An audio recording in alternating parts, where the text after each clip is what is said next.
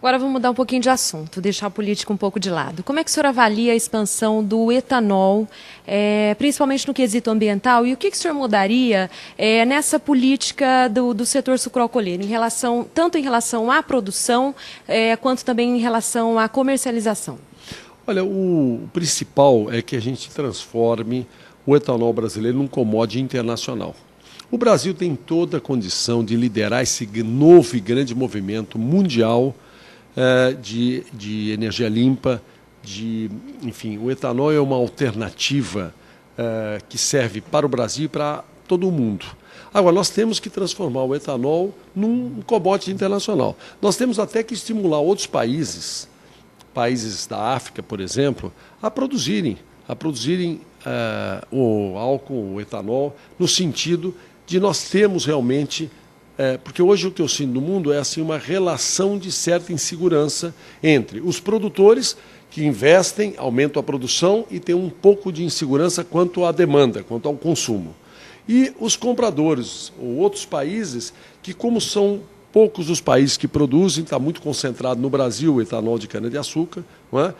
Ficam com uma insegurança também de implantarem alguma coisa nova que não seja um commodity internacional com grandes e variados produtores. Então nós temos que quebrar esta área de insegurança, nós temos que trabalhar, e temos feito tudo o que é possível, temos que trabalhar para que o etanol se transforme realmente num commodity internacional, dando segurança às nossas empresas, às nossas usinas, ao setor sucroalcooleiro brasileiro e paulista. Eu digo paulista porque 2/3 da produção de etanol está aqui no nosso estado de São Paulo, não é?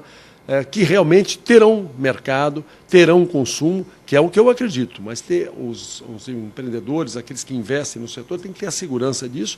E, por outro lado, os países consumidores terem a segurança também de terem o abastecimento ou as suas demandas atendidas. Então, eu creio que este é um ponto fundamental. Quanto ao resto, nós temos investido muito na produtividade da cana-de-açúcar, na qualidade, a produtividade tem aumentado muito, a tecnologia que nós temos é fantástica, as usinas, as novas instalações são moderníssimas. Quer dizer, nós não temos dificuldade em produzir de forma competente o etanol e de forma competitiva. O que nós precisamos é na parte mercadológica, na parte do cliente, a relação cliente-fornecedor aí, dar segurança às duas partes. E temos trabalhado nessa direção, sem dúvida nenhuma. Em relação ao meio ambiente? Em relação ao meio ambiente, é a alternativa melhor.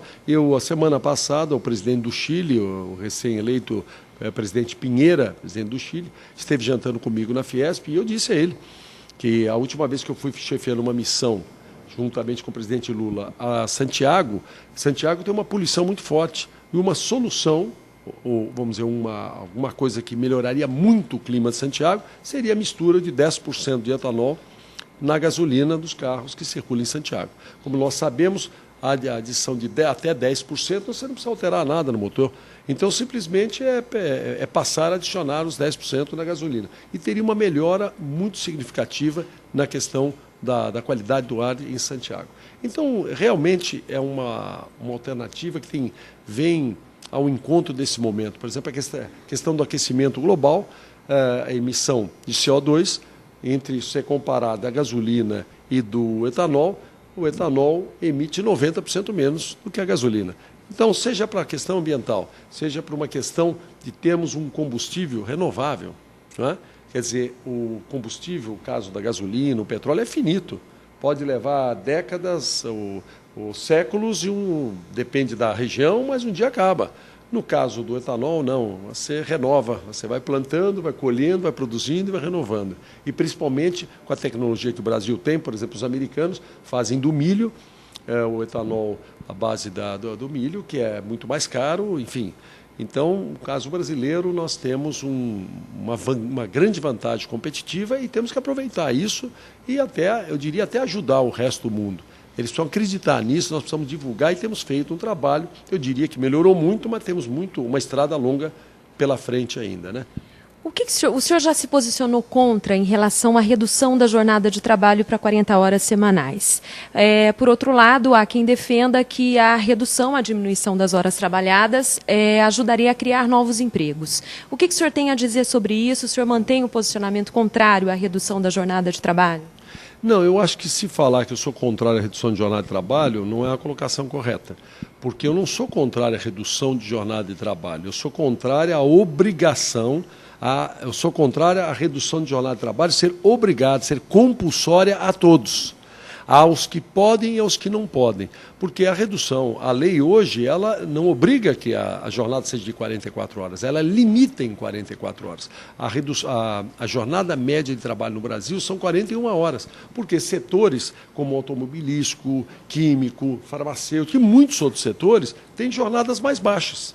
Então, na verdade, se eu falasse que eu sou contra a redução de jornada, então eu estaria contra o setor automobilístico, estaria contra o setor químico, estaria contra o setor farmacêutico e muitos outros setores que têm jornadas mais baixas que 44 horas. Eu não sou contra a redução, sou contra mudar uma lei que é flexível e nós engessarmos a lei. Eu sou contra, e me preocupa, em respeito às pessoas e ao emprego, você obrigar a todas as empresas, seja micro, pequena, média, seja agrícola, comercial, industrial, a todas de forma linear, que passem de um dia para o outro de 44 para 40 horas. Você pega, por exemplo, uma empresa que tenha 5 funcionários, se ela for obrigada, se ela se ver na necessidade de admitir mais um, representa 20% da folha dela.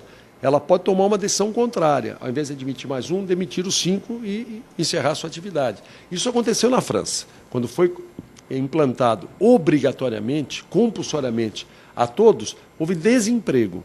Quando, depois de alguns anos, foi feito um novo pacote, uma nova medida, e que a redução deixou de ser compulsória para ser facultativa àqueles que quisessem, e com uma compensação tributária, quer dizer, a empresa que reduzisse teria uma compensação tributária, aí sim gerou emprego. Então, o que eu discuto não é de ser contra as jornadas menores.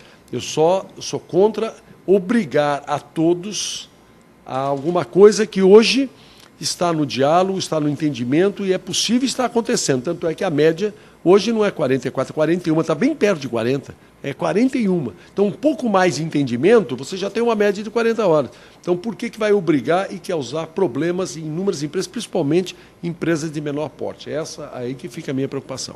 Tá certo, doutor Paulo, muito obrigada pela entrevista. Doutor Paulo Scaff, que esteve aqui, que está aqui no prédio do jornal Folha da Região e nos concedeu essa entrevista que a gente divulga também no site, no portal www.folhadaregião.com.br e também no programa Cidade Aberta, que vai ao ar na próxima segunda-feira, a partir das 7 horas da manhã. Obrigada. Eu que agradeço a oportunidade, parabéns pelo trabalho de vocês.